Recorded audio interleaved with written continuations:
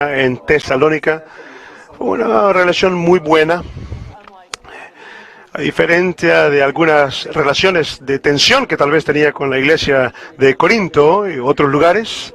Luego, en sus capítulos introductorios de Tesalonicenses, Pablo está llamando y recordando la experiencia tan maravillosa que él tuvo ahí predicando la palabra, y aquellos en Tesalónica escucharon el Evangelio y cómo ellos vinieron a Cristo y formaron esta iglesia. Pablo podía estar lleno con nada más que una memoria cálida y maravillosa de su tiempo ahí.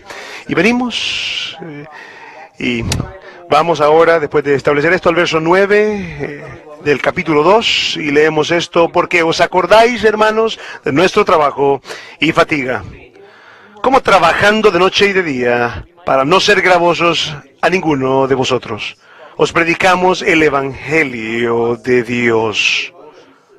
Vosotros sois testigos, y Dios también.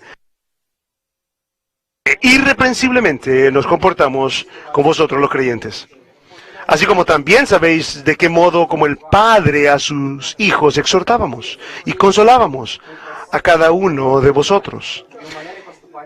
Y os encargábamos que anduvieseis como es digno de Dios, que os llamó a su reino y gloria. Por lo cual también nosotros, sin cesar, de que cuando recibisteis la palabra de Dios, que oísteis de nosotros, la recibisteis no como palabra de hombres, sino según es en verdad la palabra de Dios, la cual actúa en vosotros los creyentes.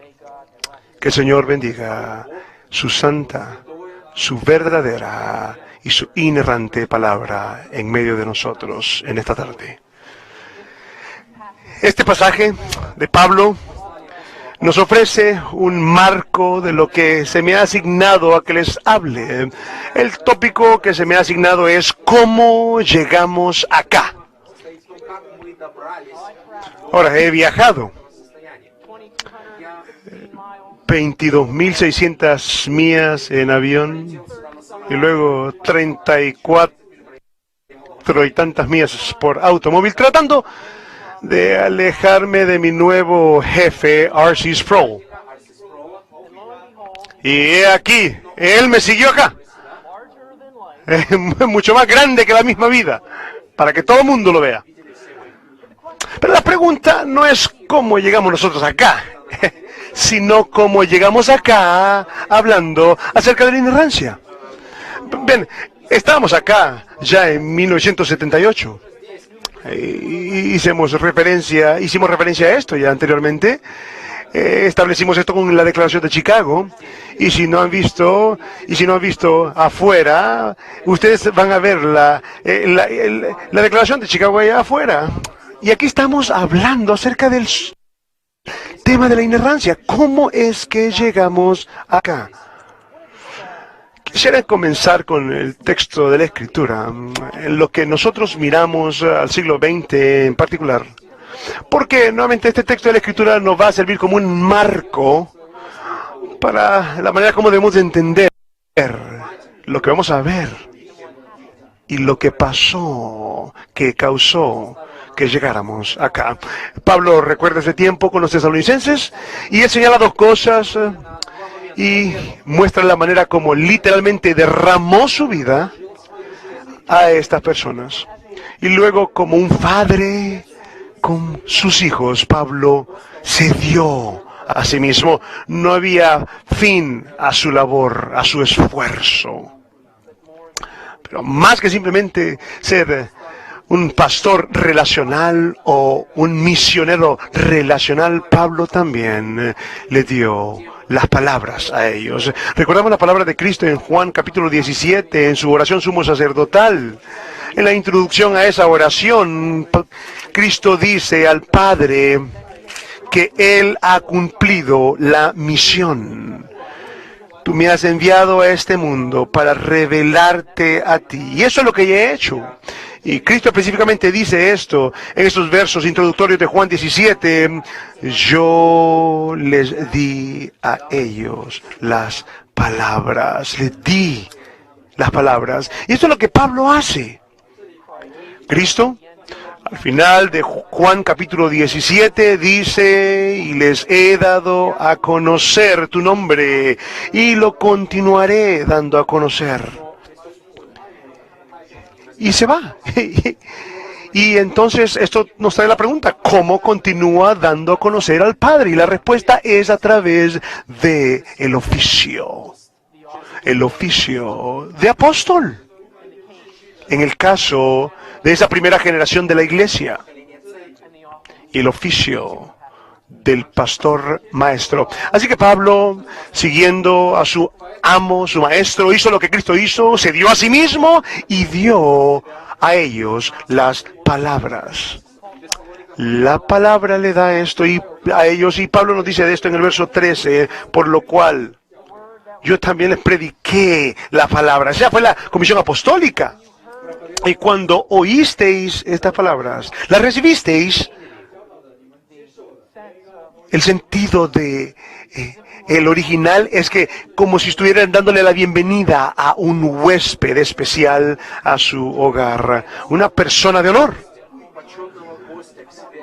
que va a llenar de gracia tu hogar con su presencia, y les das la bienvenida a tu hogar, un huésped especial. Y estos son los tesalonicenses. Si vamos a Hechos 17, en los versos introductorios de Hechos 17, vemos nosotros que Pablo estaba en la sinagoga, nuevamente dándoles la palabra, las palabras que señalaban a Cristo, apuntaban a Cristo, que Él era el Mesías, que iba a venir, y de hecho había venido.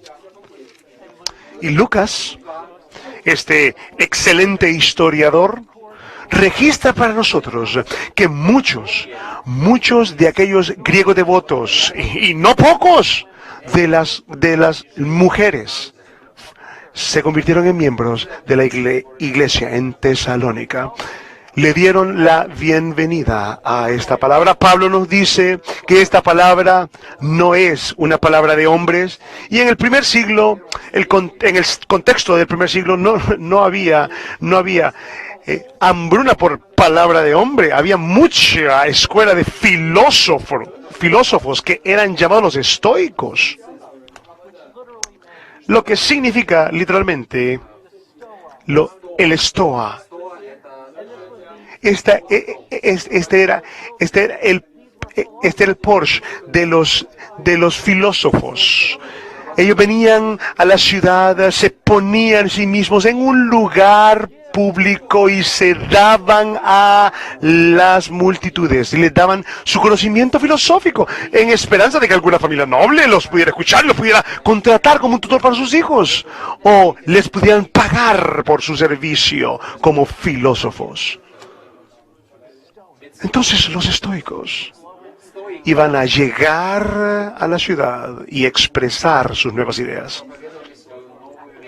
Después de Tesalónica, en Hechos 17, Pablo va a Atenas, y Lucas no estaba bajo él como un historiador. El nos da este relato histórico de Pablo en Atenas y dice, estos atenienses se les dio. Ellos estaban dados a la fascinación de las nuevas ideas. Les encantaba tener una persona que se levantara en el área del mercado y darles palabra de hombre. En otro lugar, Pablo nos dice que no somos como muchos, como aquellos que son habladores. No somos como esos muchos habladores que vienen con una palabra de hombres. Pero la aceptaron por lo que es la palabra de Dios, le dice. Y como la palabra de Dios es lo único suficiente, es el único agente que puede cumplir y complementar la próxima cláusula, es la palabra de Dios que está obrando, que actúa, dice el verso 13, en vosotros los creyentes. Los modelos del mundo grecorromano en la educación. El fin de la educación no era la ciencia, la acumulación del conocimiento. El fin de esa acumulación de conocimiento era la formatio, la formación. Podemos, en nuestro sentido bíblico de las cosas, hablar de transformación. Esto es lo que la palabra hace para nosotros. Y me encanta la expresión, trabaja, actúa, dice acá. Imagínese un pedazo de madera. Y el carpintero toma este pedazo de madera y lo lleva a su lugar de trabajo y trabaja en ella. Y le da la forma, y la moldea, y la lija. Y luego toda esa superficie la conforma a la imagen de lo que tiene en su mente. Y si usted es ese pedazo de madera, todos estos instrumentos haciendo su trabajo van a lastimar, va a doler. Lutero dijo que la palabra de Dios asalta al hombre en lo que trabaja en el hombre. Y también rápidamente dijo, pero consuela, nos consuela. Y la palabra del hombre no puede hacer eso. La razón por la que estamos acá, la razón por la que estamos hablando de la inerrancia es porque esta es la palabra de Dios, y porque esta es la palabra de Dios está obrando en nosotros los creyentes. Y si no está obrando en nosotros los creyentes, entonces debemos muy bien tener un seminario mejor con respecto a la salud, o un seminario de cómo enriquecerse, o cómo tener relaciones armoniosas. Un seminario de relaciones armoniosas. Las palabras que decimos, si no son las palabras de Dios, van a desviarse, van a desvanecerse, no van a ser de valor alguno. Pero si estamos hablando acerca de la palabra del primer siglo, es efectiva para cumplir con su propósito. Y si estás hablando en el siglo XXI, es efectiva para cumplir con su labor. Y en el siguiente siglo, y en el siguiente siglo, después de este también, si Dios así lo desea. Esta no es la palabra de hombres, no. Ayer yo fui a la rentadora de auto Hertz en el kiosco de autoservicio, y una palabra de hombre salió ahí y dice, tu tiempo de espera es de 2 minutos en la pantalla. Dice, 15 minutos después, dice, tu tiempo de espera es 1 minuto. La palabra del hombre no va a transformarnos, pero la palabra de Dios sí lo va a hacer. En lo que pienso en estas palabras del apóstol,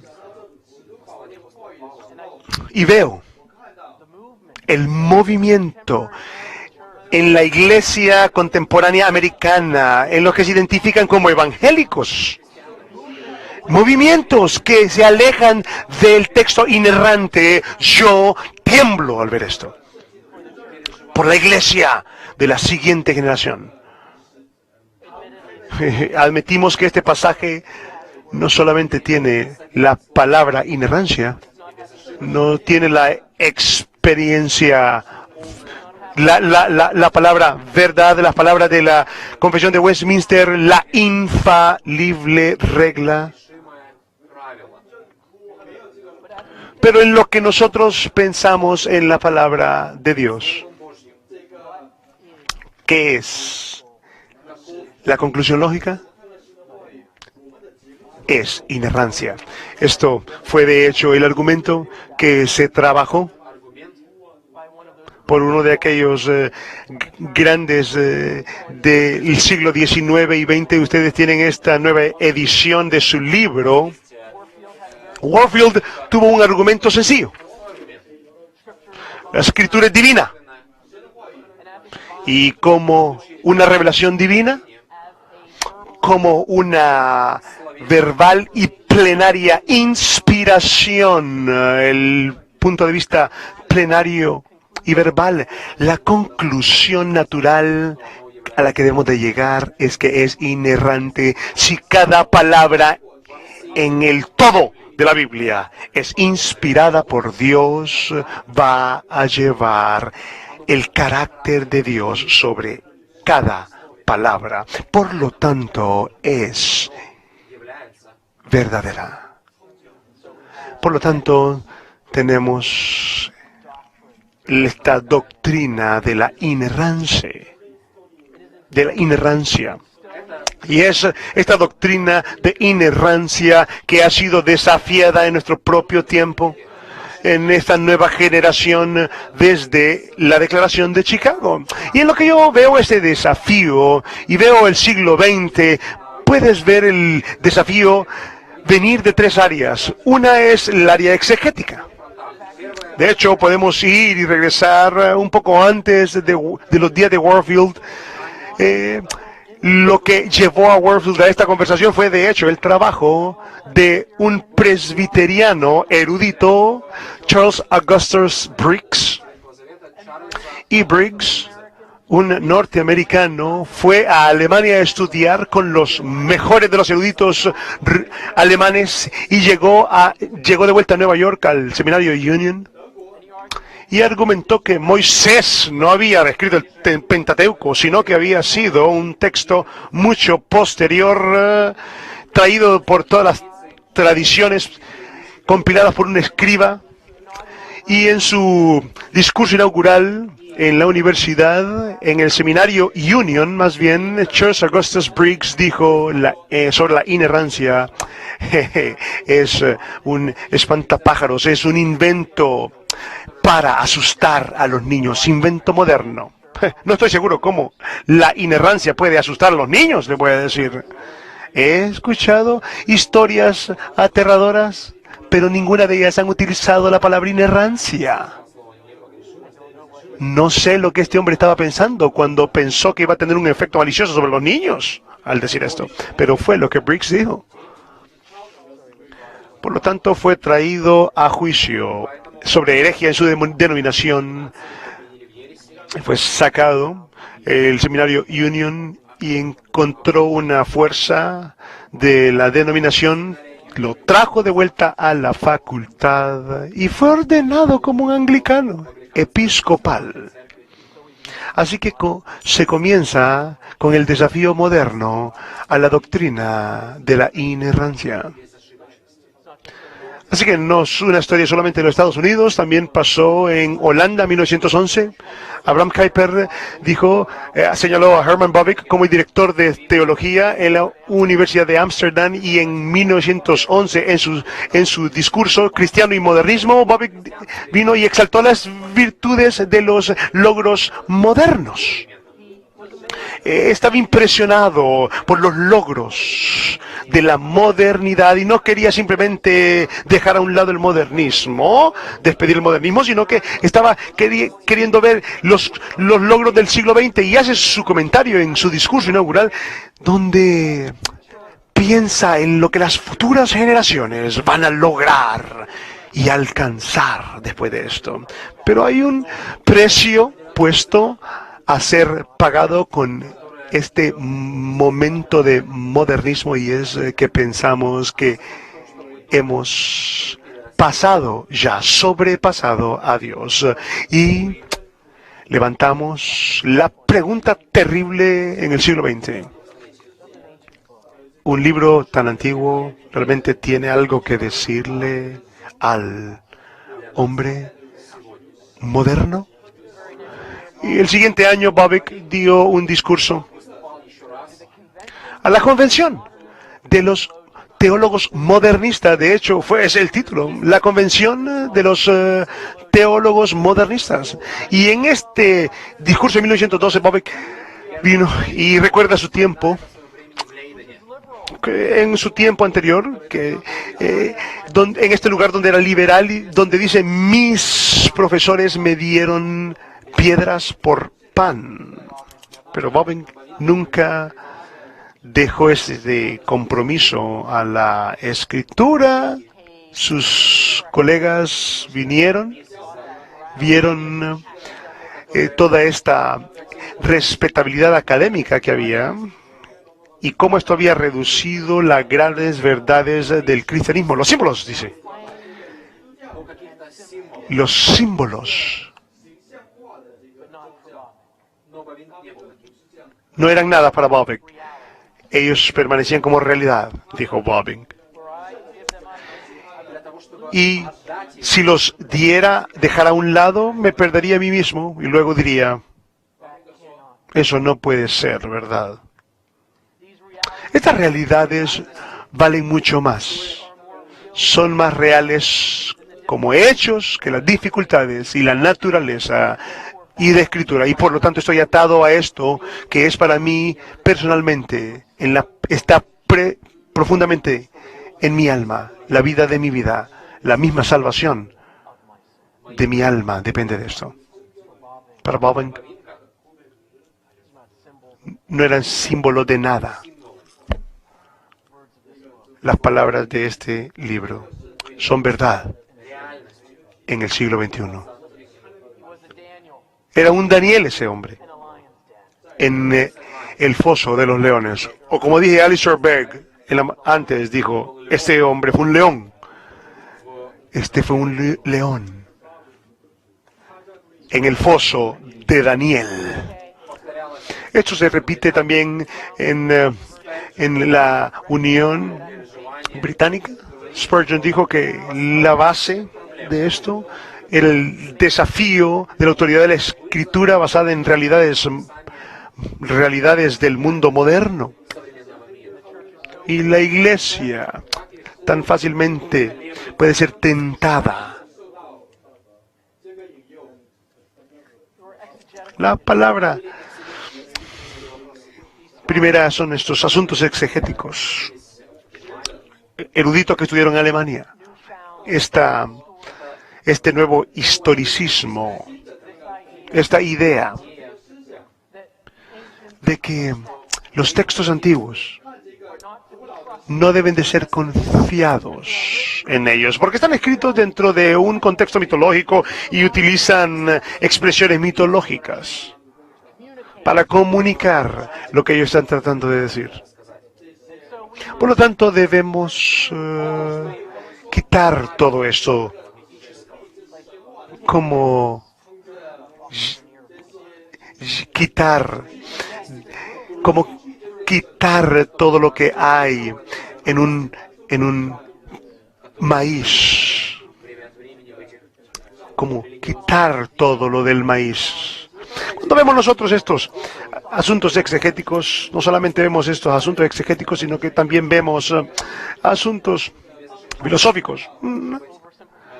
No queremos simplificar nada. Hay mérito a esto de que las filosofías y los filósofos premodernistas que estaban en la noción del ser, los griegos, hablando de los 4 elementos, querían ver cuál es la esencia de la vida misma. Y los argumentos entre Platón y Aristóteles y los otros filósofos griegos, dentro de muchos, estaban con esta idea de qué es lo que fundamentalmente es el ser, en lo que nos movemos en un mundo moderno. Y una de las cosas que el Dr. MacArthur estaba hablando en su discurso acerca del racionalismo, nosotros cambiamos del ser, de hablar del ser, a hablar ahora del conocimiento. Y si llegamos a Descartes, el padre de la filosofía moderna, la pregunta prevaleciente no es qué es la realidad, sino cómo sé. Así que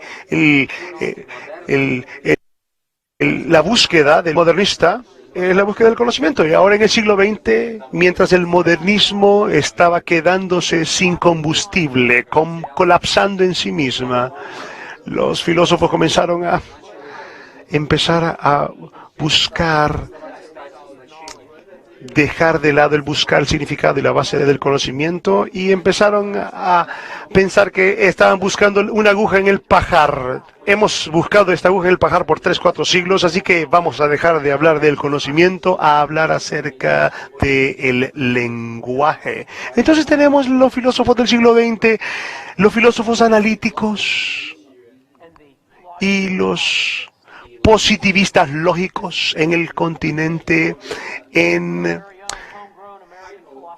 Inglaterra, y luego viene el pragmatismo. Las palabras, el pragmatismo de las palabras del lenguaje. Transicionamos al final del modernismo y lo que los sociólogos y filósofos hablan acerca del posmodernismo. Una de las tendencias de el posmodernismo es que no hay un punto de vista de ningún lugar. Es lo que queremos decir es que todos tenemos contexto, todos estamos situados, y nuestra posición significa que nuestro lenguaje solo tiene sentido en el contexto de nuestra tribu. Y si pensamos que el lenguaje tiene alguna base absoluta a la realidad o alguna totalidad que está fuera de nuestra tribu, nos estamos engañando si pensamos así. Nuestro dinero no tiene valor real. Que si estuviéramos como si estuviéramos sacando el dinero del juego de Monopolio y camináramos a la librería para pagar por libros con un dinero del juego de Monopolio. Los filósofos alemanes le llamaron Sprachspiel, juego de lenguajes, y reducimos todo a un contexto. Incluso algunos teólogos evangélicos fueron tan lejos como para abrazar este posmodernismo con un texto bíblico mismo, diciendo que el texto está situado en su contexto. Ya no es la manera como podemos ver a Dios, que solo verlo en nuestro propio contexto del siglo XXI. Y fácilmente hemos sido movidos de lo filosófico ahora a lo cultural. Lo cultural, el desafío cultural a la inerrancia. Ustedes lo vieron unas semanas atrás. Y no quiero mencionar nombres, pero creo que sí hay consecuencias. Creo que las malas ideas tienen malas consecuencias terribles tienen las malas ideas. Y lo vimos de una manera clara que en las palabras de Rob Bell, cuando dice: dejemos de referirnos a cartas que tienen 2000 años de antigüedad. La irrelevancia de la escritura. Cuando hay dos personas frente a mí, en carne y sangre, que se aman unos a otros, qué terrible es el venir y pararse en reverencia y temor y asombro delante de Oprah.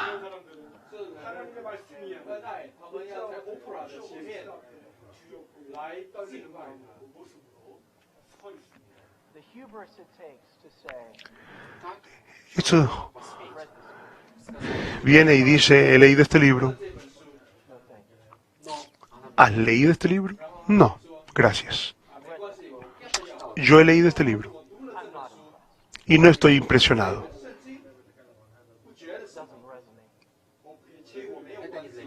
¿No resuena esto? Esto no resuena en lo absoluto en las cosas que yo pienso. Leemos los primeros capítulos de Génesis y ¿qué es lo que encontramos? Hombre y mujer, Él los creó. ¿Qué momento tan extraño culturalmente es que puedes tú escoger tu propio género? Y si quieres cambiar tu género, es tu prerrogativa. Y puedes determinar así a qué sanitario puedes ir en una escuela. ¿Qué asalto es esto al primeros capítulos de Génesis?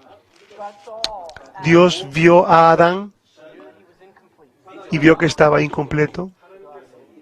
Sabía que estaba incompleto y Dios hizo a Eva. Varón y hembra los creó y los dos eran una sola carne. Mi nombre es Steven y me gusta que me digan Steve. ¿Puedo pedirles un favor? Por favor, no me digan Dios hizo a Adán y a Eva, no a Adán y Esteban. Porque mi nombre es Esteban, ¿verdad? No digan que Dios hizo a Adán y a Esteban. No se burlen de eso. Me encanta mi nombre.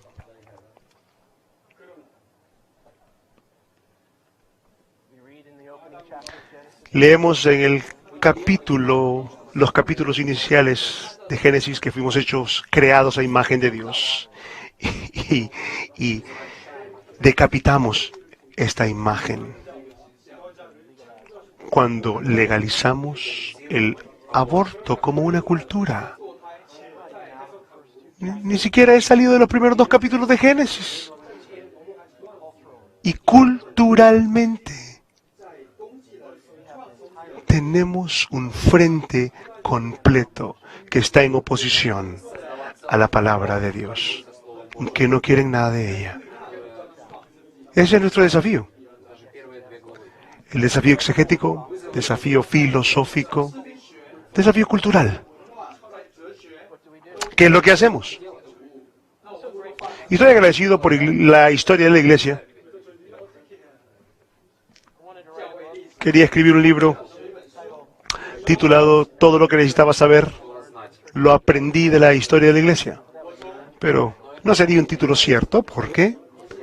Por supuesto, lo he aprendido de la Biblia. Pero lo que digo es cierto. Lo que necesitamos saber, lo podemos aprender en la historia de la iglesia.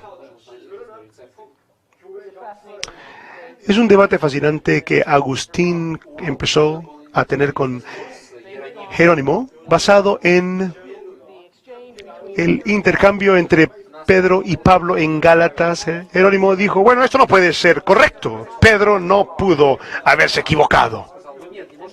Por lo tanto, Jerónimo estaba a favor de un punto de vista que dijera que los Gálatas, el texto de los Gálatas es un texto erróneo. Esta es una teología mala. Una mala teología ve un problema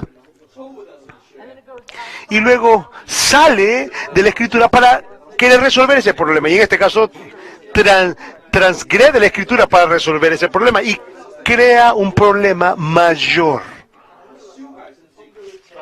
Bueno, Agustín escribe y le dice en una carta, no he encontrado ninguna falsedad bien intencionada en una autoridad tan exaltada. ¿Saben a dónde más habla la Escritura? Él habla de la Escritura diciendo que tiene una verdad sin adulterar, dice. Y sin embargo, hay muchos que dicen que la inerrancia fue un invento de los escolásticos, de los miembros de la Asamblea de Westminster. ¿Qué es lo que significa una verdad no adulterada? ¿Qué es una verdad no adulterada? No hay ninguna falsedad en una autoridad tan exaltada y no hay una sección de estos libros, decía, la cual, aunque pudiera aparentar dificultades para una persona para creer desde el punto de vista de la doctrina, que escape de ser clasificado como un ataque deliberado de un autor que hubiera mentido. Como Spurgeon dijo, un texto de la Escritura será demasiado duro para ti para aceptar, o tal vez no lo quieres aceptar porque no está de acuerdo con tu doctrina. Agustín dijo esto.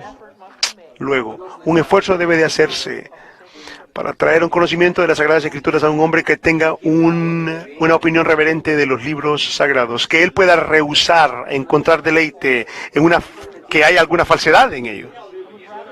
Y más bien pasar lo que no entiende, que preferir su propia inteligencia sobre la verdad que se encuentra ahí. Cuando muestra una preferencia, él demanda credibilidad para sí mismo e intenta destruir nuestra confianza en la autoridad de las Sagradas Escrituras. Cuando estemos en juicio, cuando estemos en el juicio de la palabra de Dios, estamos poniendo la credibilidad de nosotros mismos sobre la credibilidad de la palabra de Dios. Vamos al grupo. El grupo ha decidido que esto es inaceptable. Entonces estamos poniendo el credo del grupo, la credibilidad del grupo, sobre la credibilidad de la palabra de Dios. Lo que Agustín estaba diciendo en el siglo IV, eso es cierto para el siglo XXI. Ponemos nuestra propia credibilidad sobre la credibilidad y la autoridad del texto. Lo que encontramos acá es una falla a someterse, Y me encuentro a mí mismo muchas veces llegando a ver las aguas de la historia de la iglesia, porque vemos ahí estas figuras de la historia de la iglesia, testimonios a aceptación de la palabra de Dios. Les voy a decir unos cuantos para que puedan ustedes trazarlos. Petros von Maastricht miró en la Escritura, en los atributos de la Escritura, en lo que nosotros decimos, y él argumentó que el atributo de la Escritura fundamental es la autoridad de la Escritura, porque son autoritativas, son necesarias, y porque son autoritativas es que son claras, y porque son autoritativas es que son suficientes. Y quiero agregar el atributo de la Escritura de su belleza, porque es autoritativa, es bella, es hermosa. La expresión de Aquino para definir esto, aplicar las Escrituras. Para aplicar las Escrituras, dice, la Escritura es divina. Es de Dios, es sobre Dios. El mismo tema de ella es Dios mismo, su voluntad, su plan de redención. El revelamiento de los decretos en tiempo y espacio. El tema mismo de la Escritura es Dios. Y finalmente la Escritura nos conduce a Dios. En cada lugar, la esencia divina de la Escritura es obvia. Y si la Escritura es divina, es verdadera. Calvino ha sido referido ya muchas veces el día de hoy. Y solo quiero sacar una cita de los institutos de Calvino, expresando acerca de la función única del Espíritu Santo dentro de los miembros de la Trinidad y el dar, cómo dio la revelación. Recordamos en Génesis el aliento mismo de Dios, el Espíritu de Dios sobre las aguas, el aliento mismo de Dios. Entonces, el Espíritu de Dios es el que lleva a estos autores humanos para dar la palabra de Dios. Calvino dijo, el Espíritu no puede variar. Es variar en sí mismo. Si el Espíritu es el autor de la Escritura, el Espíritu no puede mentir. Las Escrituras son verdad. Zwingli, sucesor, Zurich dijo, indudablemente, indudablemente la palabra es absolutamente perfecta revelación. Una absolutamente perfecta revelación. Es un pozo de verdad, un manantial de verdad. Peter Martyr, el reformador italiano que dejó Italia a Zurich y pasó tiempo en Oxford y luego regresó a Zurich. Para él, toda esta idea de la escritura, y su veracidad llega a dos palabras en latín, Dominus Dixit. El Señor ha dicho. O como lo traducimos en nuestras iglesias, gracias a Tyndale, que nos dio estas traducciones en inglés y se ha quedado en las Biblias. Así ha dicho el Señor. ¿Necesitamos decir algo más?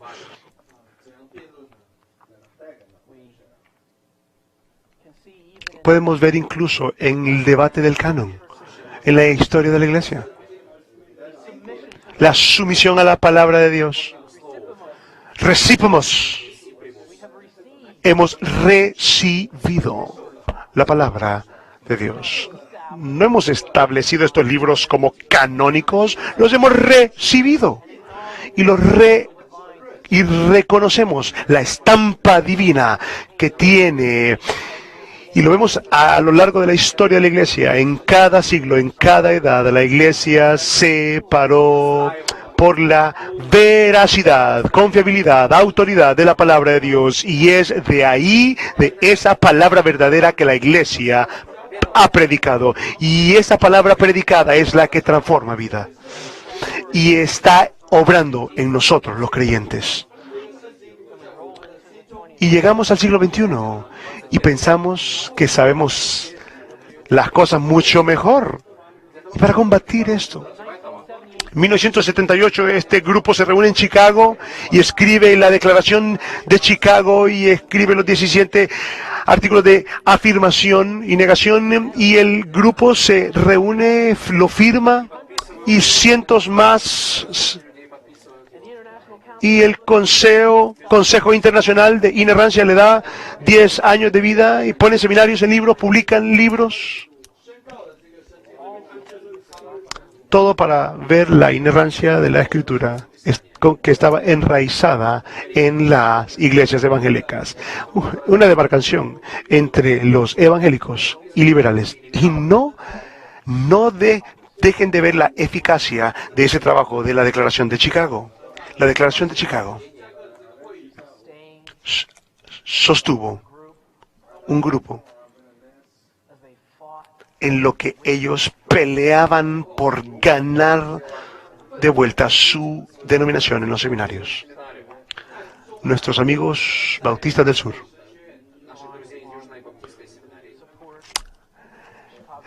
hablando acerca de la declaración del apoyo a esta declaración de Chicago. Y vimos algo raro en la historia de la Iglesia. Vimos a los buenos robárselo de nuevo para ellos. Y aquí estamos en el siglo XXI. Y nos encontramos en un momento en la Iglesia donde tenemos la acumulación de estos desafíos exegéticos, filosóficos y culturales para con la palabra de Dios. Y todo se resume en esto. ¿Nos vamos a someter al texto? No es simplemente la inerrancia de la Escritura de la que estamos hablando acá.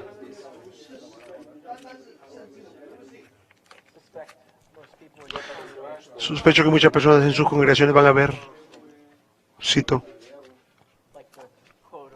una cita como la cita de Rob Bell. Véalo por lo que es.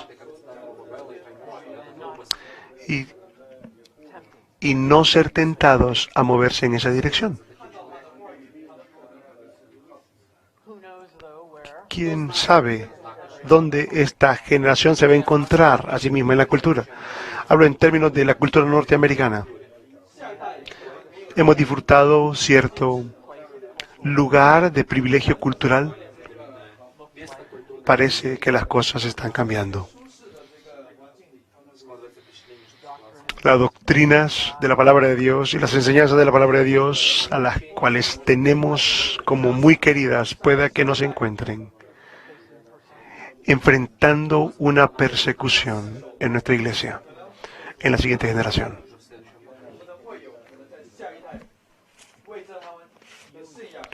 Equípalos, tú, equípalos. Prepáralos, tú, prepáralos para las batallas que van a venir, sin lugar a duda. Y sospecho que un desafío más difícil todavía es tomar esta doctrina de la inerrancia, sellarla en nuestros corazones y mentes y dejarla que fluya en nuestro torrente sanguíneo, en nuestras propias vidas.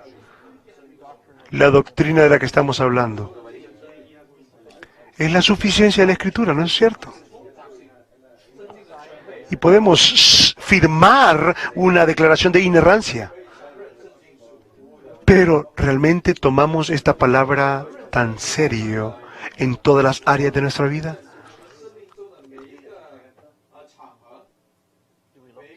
Miramos a ella, la leemos, la amamos. Este nuevo canto por los Gettys, este énfasis del salmista, abrumador de anhelar la palabra de Dios. Y luego, la pregunta es, ¿la vivimos? ¿Tomamos a Pablo seriamente cuando él dice que esta es la palabra de Dios? ¿Que está actuando, que está obrando en ustedes los creyentes? Quiero terminar con una nota de ánimo. Es la palabra de Dios. Y está obrando. Está actuando. No sé cómo pueden ponerse detrás de un púlpito semana tras semana con un punto de vista que sea menos que este. Serían como aquellos profesores diciéndole a Bovink, dándole a Bovink piedras en vez de pan. Pues Bovink apareció en la convención de los teólogos modernistas. J. Chris Mission estaba escribiendo para la revista McCall's, y lo mencioné recientemente. La revista McCall's, nombre que yo conocí, me dio una copia, me dio otra copia de Field and Stream, de la revista Field and Stream, porque dicen que es más masculina, pero fíjense que en la revista McCall's habló de la experiencia de ir al edificio Empire y subió 1200 pies en este edificio tan asombroso. En el mundo moderno, dice, hemos levantado el cuerpo. Dijo él, pero ¿qué hemos hecho por el alma? Deme las catedrales del mundo medieval, dijo, para que levante mi alma. Mejor aún, anhelo el día cuando los corazones humildes. ¿Escucharon eso? Corazones humildes.